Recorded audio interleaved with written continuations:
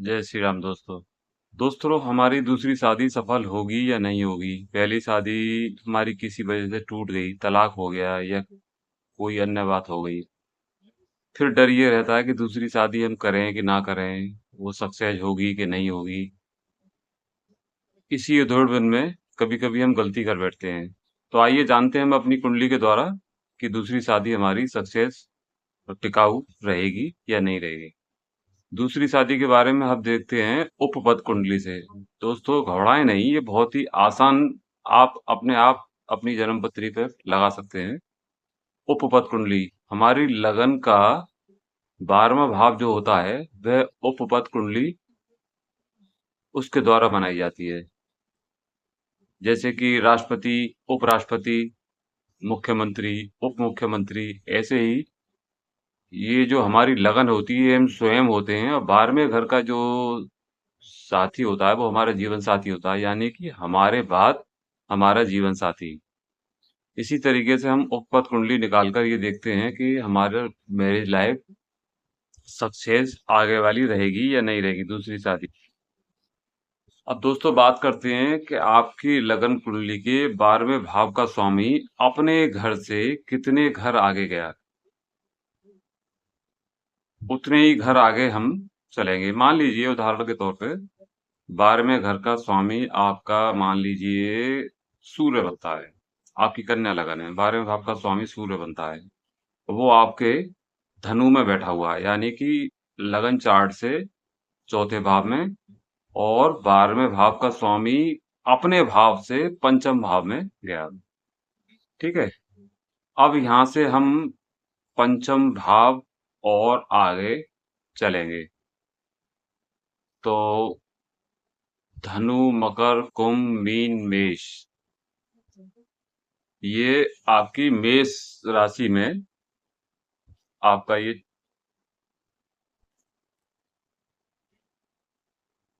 इस तरह से आपकी उपपद कुंडली का स्वामी होगा मेष। मेष लगन बनेगी आपकी। दोबारा समझिए, आपको जैसे कि मान लीजिए आपकी कन्या लगन और आपके 12वें भाव का स्वामी सूर्य है, जो कि धनु में बैठा हुआ है। यानी कि पंचम 12वें भाव का स्वामी अपने भाव से पंचम भाव में गया है, अपने से पंचम में। तो अब इसको, जहां बैठा हुआ है धनु में बैठा हुआ है, तो उससे पंचम भाव और आगे चलेंगे। वो हमारी राशि बैठेगी धनु, मकर, कुंभ, मीन और मेष। तो हमारी उपपद कुंडली बनेगी मेष लगन की। ठीक। अब हम मेष लगन को, मेष हमारे उपपद कुंडली का के रूप में आई, तो मेष को हम अपनी लगन बना देंगे। और बाकी जन्म कुंडली में जिस नंबर पर जो जो राशि बैठी हुई है, वैसे ही उन अपनी सारी ग्रहों को हम उसी तरीके से बैठाएंगे। बस अपनी मेष लगन कर देंगे। वो हमारी उपपद कुंडली हुई। अब देखना ये है कि मेष लगन बनने के बाद में क्या हमारे मेष लगन में या द्वितीय भाव यानी कि वृष में क्या कोई पापी ग्रह बैठे हुए हैं? अगर शनि, मंगल, राहु इत्यादि अगर हमारी प्रथम भाव और द्वितीय भाव में और हमारे सप्तम भाव में भी अगर ये दुष्ट और पापी ग्रह बैठे हैं, तो हमको दूसरी शादी के बारे में सोचना नहीं चाहिए। हमारी मैरिज लाइफ आगे भी चलने वाली नहीं है। इसी तरीके से हम देखते हैं कि जैमिनी ज्योतिष में एक बात बहुत खास होती है कि पहली तीन राशि मेष, वृष और मिथुन, इन ये राशियां जो है वो सीधी चलती हैं। और तीन राशि से अगली राशि मिथुन, कर्क, सिंह, सॉरी, मेष, वृष, मिथुन, ये राशि हमारी सीधी चलेंगी। और कर्क, सिंह, कन्या, ये राशि हमारी उल्टी चलेगी। उसी तरीके से तुला, वृश्चिक, धनु, ये सीधी चलेंगी। मकर, कुंभ, मीन, ये राशियां उल्टी चलेंगी। तो इसके अलावा इसी प्रकार मकर, कुंभ, मीन, ये इन राशियों के बारे में आपको बता चुका हूँ। तो आपका अगर आपकी 1, 2 या 3 नंबर की लगन है, यानी कि मेष, वृष, मिथुन की लगन है, और आपका 7, 8, 9 नंबर की राशि है, तो यह उल्टी चलेगी। 4, 5, 6, 10, 11, 12। अगर इन नंबर की राशि है तो ये सीधी चलेगी। मस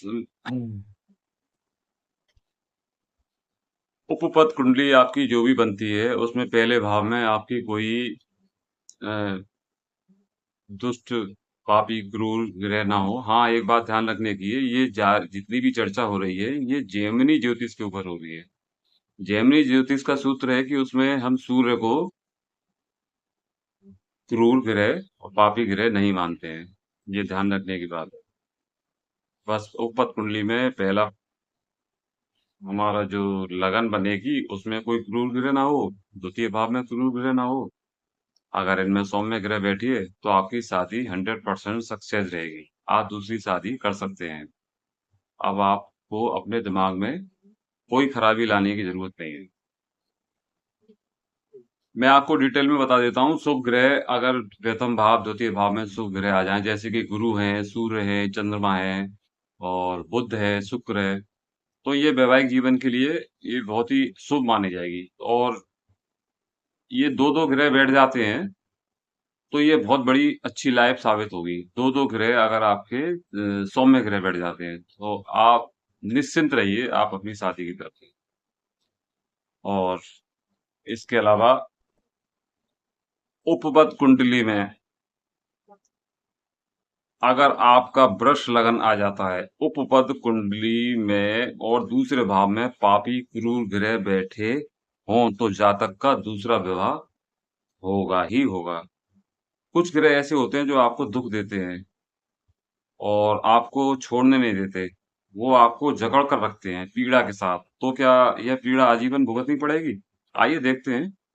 आपका जो भी आत्मकारक ग्रह है, यानी लगन चार्ट में राहु केतु को छोड़कर जो भी ग्रह सबसे ज्यादा डिग्री का होता है, और जो ग्रह उपपद कुंडली के दूसरे भाव लगन में पापी ग्रह होकर बैठकर उसे खराब कर रहे हो, अगर वही ग्रह आपकी कुंडली में आत्मकारक से संबंध बना रहा है, तो ये आपकी पीड़ा छूटेगी नहीं। चाहे आप कितनी भी शादी कर लें। कई बार आत्मकारक स्वयं क्रूर ग्रह हो जाता है, फिर वह दूसरे घर में आ जाता है। तो हम ये कहेंगे कि आपने अपने वैवाहिक जीवन पर खुद अपने पैरों पर कुल्हाड़ी मारी है। जेमिनी ज्योतिष में हम नॉर्मल दृष्टियां एक दूसरे पर नहीं लगाते हैं।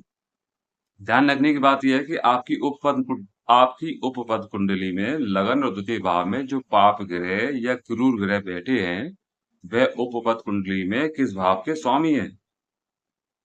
उस भाव के कारण ही आपके रिश्ते टूटेंगे। मान लीजिए कि चौथे भाव में क्रूर ग्रह आपको दूसरे भाव में या लगन में हो,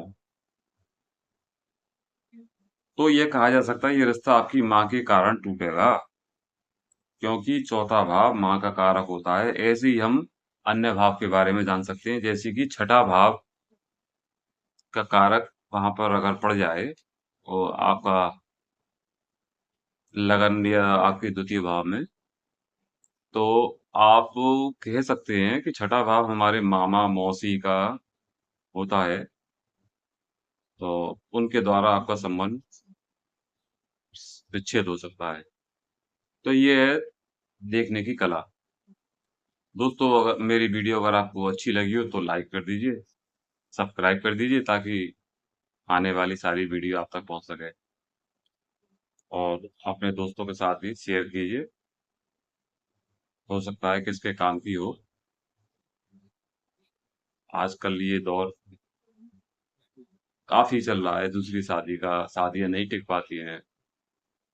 दूसरी शादी में भी बहुत बड़ी दिक्कत ये रहती है कि क्या ऐसी पहले जैसी शादी रहेगी दूसरी भी? क्या जैसे शादी पहली वाली टूट गई है, उसमें दिक्कतें आ गई हैं, कोर्ट केस चला है, क्या दूसरी शादी भी ऐसी तो नहीं रहेगी? क्या हमारी किस्मत में है कि नहीं? तो इस उपपद कुंडली के द्वारा आप बहुत ही अच्छे से आराम से ये जान सकते हैं। अगर आप इस चीज में नहीं जानते हैं, तब भी आप किसी अच्छे विशेषज्ञ से, ज्योतिष के अच्छे विशेषज्ञ से आप ये जानकारी जरूर ले लें, ताकि आपका आने वाला भविष्य सुखमय रहे, अच्छा रहे। जय श्री राम।